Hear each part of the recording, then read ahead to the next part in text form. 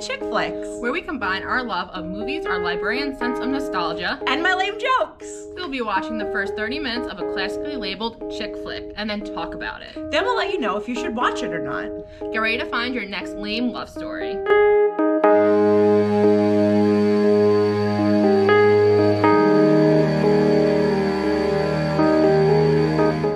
Hey everyone, it's Miss Katrina. And Miss Sam. Today we're going to be doing Maid of Honor, which you can find on Starz. I guess let's start from the beginning of this doozy of a movie. We start at the Cornell University Halloween party of 1998, which I'm just gonna start with like, you kind of lost me there. We gotta have the flashback. Yeah, like I was like, oh no. So we have Bill Clinton, who for all you Gen Zers is an old president, and someone's dressed up like him. We don't really know who he is yet, and he's at a party and gets into like a bed. I guess he goes into some random room and gets into a bed, and there's a girl in there, and she starts screaming and sprays him with perfume in the eyeballs. Which is smart.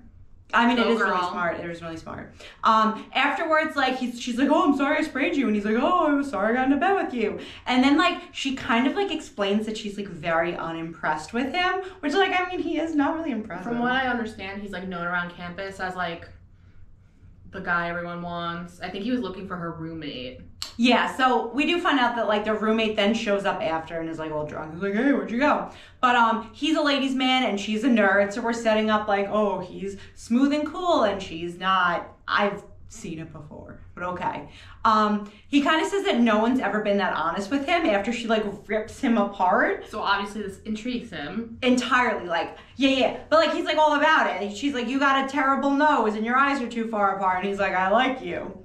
The roommate does show up then, throws up, and then we have the whole intro part. That was, I guess, kind of like our flashback. Yep. The intro song is Michelle Branch. I don't know what song it was. I think it's Michelle Branch. Classic, I was like, for the early 2000s. Yeah, I was like, oh, okay. And then it's 10 years later. So now it is 2008.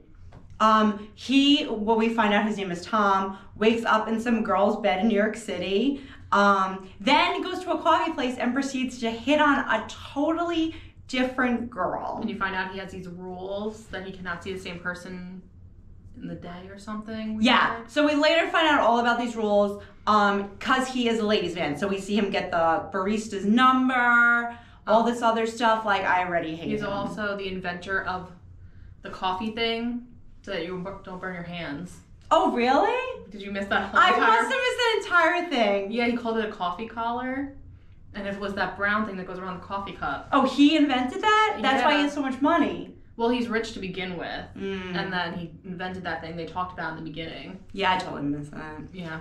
I mean, I guess that makes him a little more impressive, but, you know, whatever. So, he goes to a museum bringing coffee to Hannah, and we find out that they're still friends, the girl who originally sprayed him in his eyes and was unimpressed with him.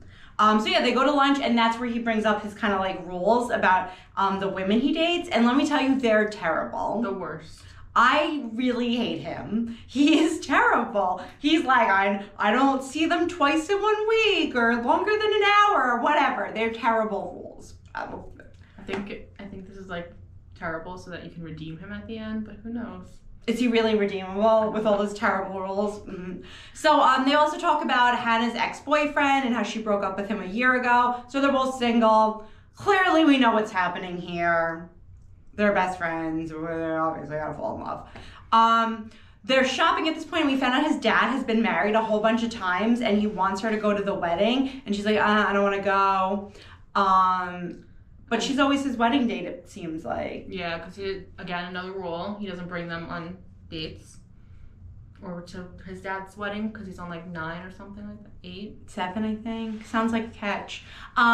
It is at this point where we meet I think my favorite character in the entire movie, which is like a super cute dog. And he's the only one I like so far, and I'm just gonna put that out there. Dog is adorable, and he's the best character in the movie so far. Right after that, we go to his dad's wedding, where his dad is about to get married in the church and negotiating his prenup to his, like, super young wife, who looks like Anna Nicole Smith. She does. Yeah, like immediately. Negotiations continue, and the dad said that he should lock down Hannah. He's like, oh yeah, you should marry Hannah. Since the guy's been married 800 times to like 12-year-olds, great. And then he makes a joke about making her his number 8 or whatever. Yes, weird. Because obviously we're going into this marriage with hopes. And then we also find out that he doesn't tell people he loves them, not even his dad. I guess it's one of his rules. Awesome. Then they're at the wedding, and some really stalkerish girl shows up who has like a website blog about him. She's really creepy. Maybe she's my friend.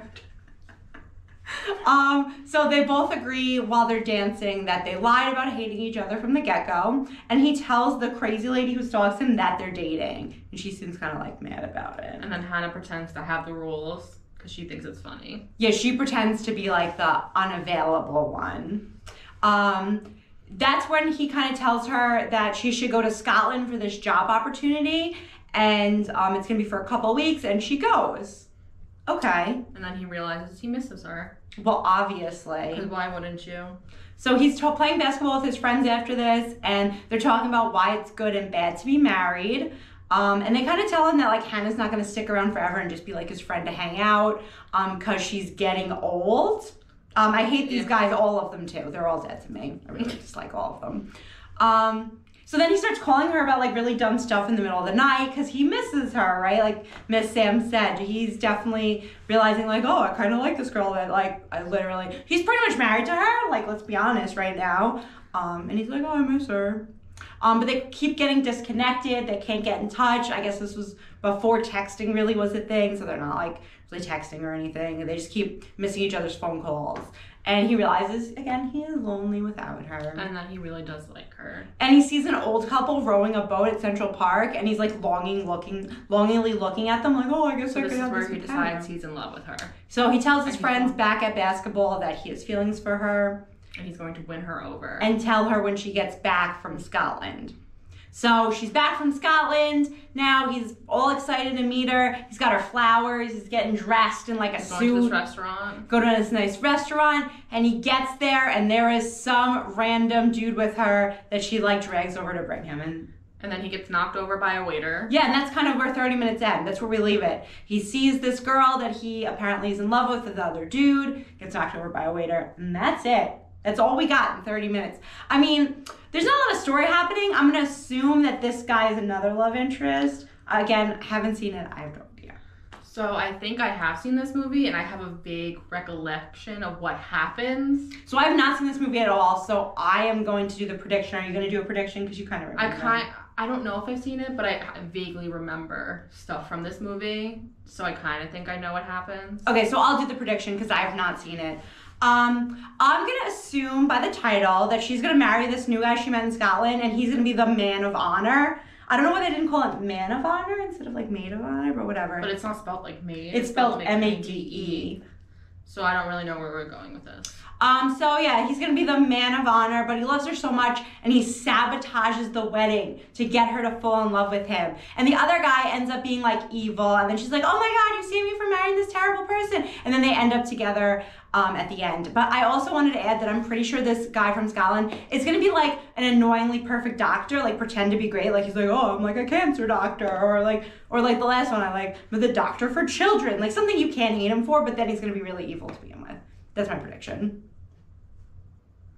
Maybe. I don't know. So now we're going to say if you should or shouldn't watch it. Miss Sam, you go first. I'm going to say no. No. I thought I've seen this movie, and then I watched the beginning. I really didn't remember it, and it didn't give me a great impression. So I feel like this is something you can skip. I really hate this movie.